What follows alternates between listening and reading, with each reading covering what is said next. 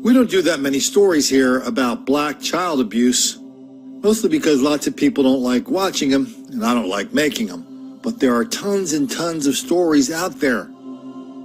Whether it's in the home, whether it's a boyfriend, whether it's in a daycare center, tons and tons. We could do a story every day, at least.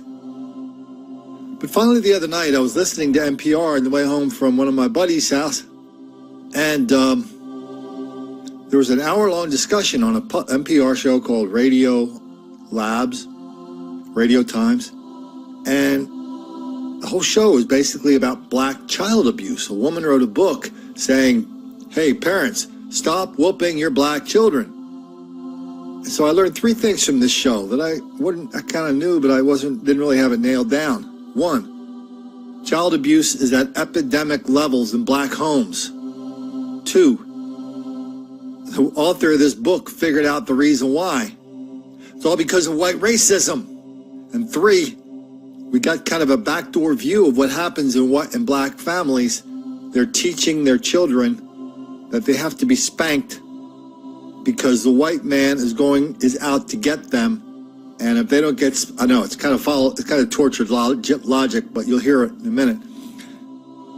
White people are out to get you, and if I don't teach you how to behave here, the white people will get you and put you in jail, or their police will kill you. So let's get this going with just the latest case of some black child abuse in a daycare center. Then let's listen to a couple minutes of this interview and just see if we can make sense out of some of this insanity. This is the mugshot of Janae Hamilton, the daycare worker who allegedly body slammed a 16-month-old girl at Oxford Babies, Inc. The owners told me they hired the 20-year-old a few months ago and fired her immediately after learning of the alleged attack. A high-ranking law enforcement source told me investigators are now looking at a possible second attack that happened on the same day, November 28th. Smyrna police confirmed the investigation is far from over. Police say the 16-month-old girl would not go down for a nap. Investigators tell me they're not ready to release surveillance video of the alleged attack, but did say the child was bleeding from the mouth. Have you seen the video? I have. How disturbing was it? It shocks the conscience. It is very disturbing. According to an arrest warrant I obtained, in addition to the body slam, Hamilton grabbed the back of the child's head and, with force, pushed the child's face into a mat. I'm Marty Moss-Cohen. Welcome to Radio Times. The American Academy of Pediatrics has a simple answer to the question about whether it's okay to spank your child. No. They recently announced a new policy calling for a ban on spanking, saying that long-term research reveals that corporal punishment is not an effective form of discipline, and even more troubling, it increases the risk for aggression, anxiety, and depression in children and later as adults. Also with us, Stacey Patton, joining us from the studios of WEAA at Morgan State University, wrote a book called Spare the Kids, Why Whooping Children Won't Save Black America. She's an assistant professor of multimedia journalism at Morgan State University, which is in Baltimore, and she has written about the abuse that she endured as a child at the hands of her adoptive mother. And Stacey Patton, nice to have you with us on Radio Times as well. Good morning. Nice to be here. Nice. I don't want to get caught up in semantics, but they define spanking as, quote, non-injurious, open-handed hitting with the intention of modifying child behavior.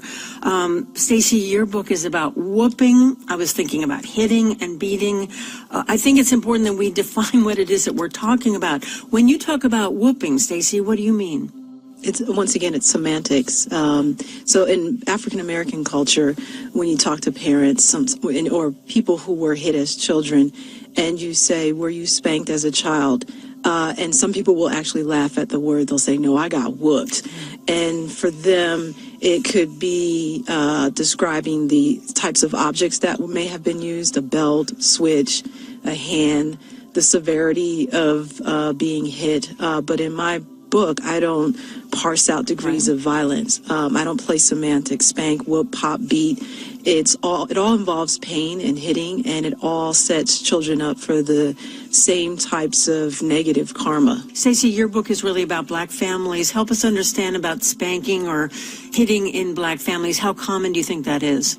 I think it's very common. I would say the vast majority of black parents hit their kids, and this is based on the types of conversations I hear in churches, social spaces, social media especially. We have Black parents who are doing things like picking up video cameras and recording themselves, physically punishing their kids, sometimes beating them with objects like extension cords and belts, and then uploading them on popular social media sites like World Star Hip Hop, Facebook. Sometimes they're live streaming the beatings, and then these things get shared millions of times, and they garner tons of comments, and people see this as, responsible Black parenting. They'll say, we need more moms and dads to deal with these kids in this way, or we wouldn't have so many problems in our communities. Stacey, let me go back to you. And you wrote something in the New York Times. I actually saved it March 10th, 2017. It was titled Stop Beating Black Children, where you described the kind of abuse, I don't think there's any other word we can use for this, the abuse that you had to endure at the hands of your, as you described, my Black middle-class adoptive mother.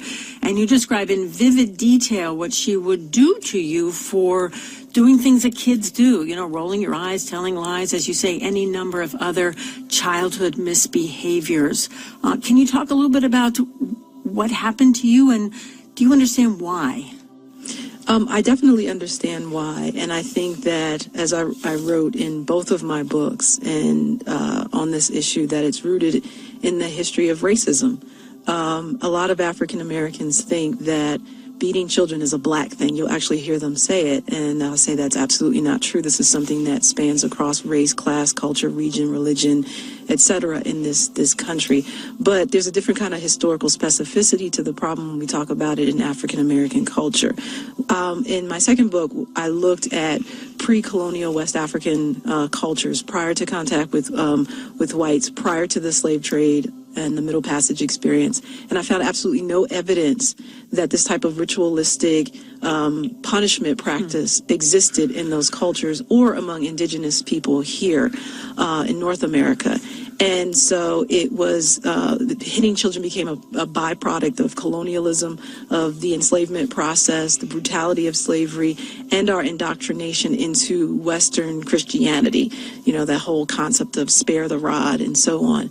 And so my adoptive parents had roots in the South.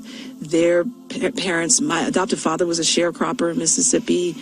So they lived in a very violent setting where Black communities were under siege. And so beginning on the plantation, many enslaved parents believed that, look, a beating from me is better than from the overseer or the master.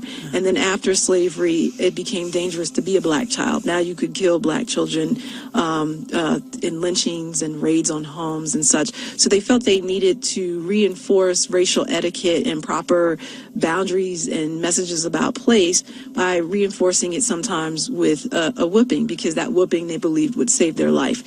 And then flash forward to when I'm a kid, growing up in the 80s and 90s, my adoptive mother had the same fears. We were experiencing in this country the war on drugs, the beginning of the rise of mass incarceration. There was still police brutality. And so Black parents, parented with this fear that I need to keep you alive. I need to make sure you survive adulthood.